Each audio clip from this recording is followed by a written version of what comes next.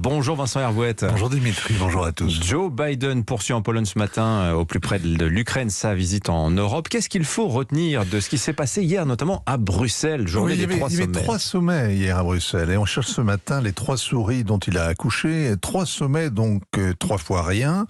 L'OTAN a reconduit son secrétaire général pour 1 an de plus. On ne change pas de monture au milieu du gué. Il faut être optimiste pour croire que dans 1 an, la paix régnera en Ukraine.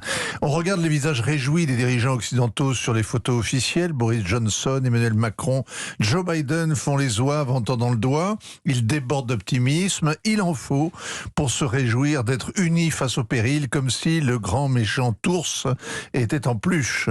Pour contempler la guerre qui vient sans frémir et même sans féliciter pour la prochaine élection, comme Joe Biden à quelques mois du mid-term. Il faut beaucoup de confiance pour imaginer gagner la guerre sans avoir à la faire.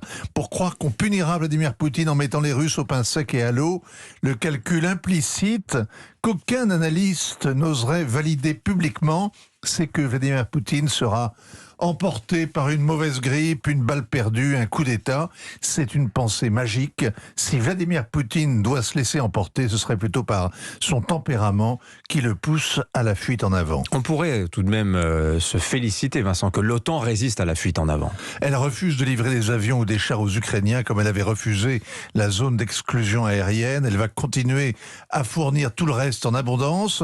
Elle se protège contre les risques chimiques, bactériologiques, nucléaires.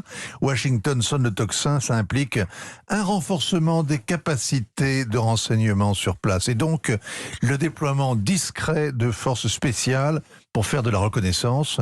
Leur présence était un secret de polichinelle. Cette guerre de l'ombre fait évidemment courir un risque d'escalade, d'entraînement. Pourtant, l'Alliance reste prudente. Par exemple, les participants se gardent de fixer des lignes rouges. Il vaut mieux face à un adversaire déterminé comme Poutine, qui risque de les forcer et de vous laisser le choix d'entrer en guerre ou bien de sortir par la petite porte. En Syrie, Obama avait préféré se coucher, ruinant le crédit des Américains. Pareil avec le déploiement de 4 nouveaux groupements tactiques en Bulgarie, en Hongrie, en Slovaquie, en Roumanie, après ceux expédiés en Estonie, Lituanie, Lettonie et Pologne. Les anciennes colonies soviétiques tremblent.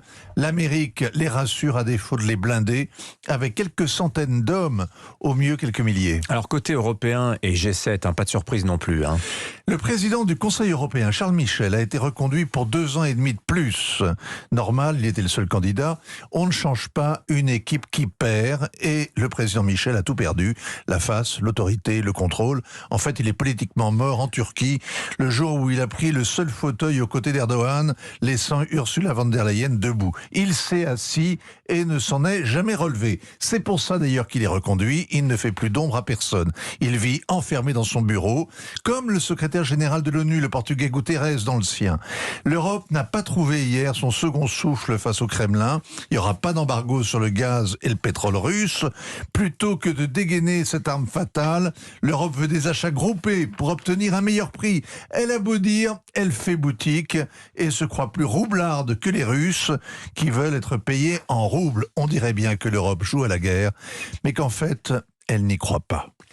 Merci Vincent. Dis donc, vous y êtes allé fort ce matin, mais il y a une part de vrai dans, bon week-end. Dans ce que vous venez de dire. Bon week-end. À lundi.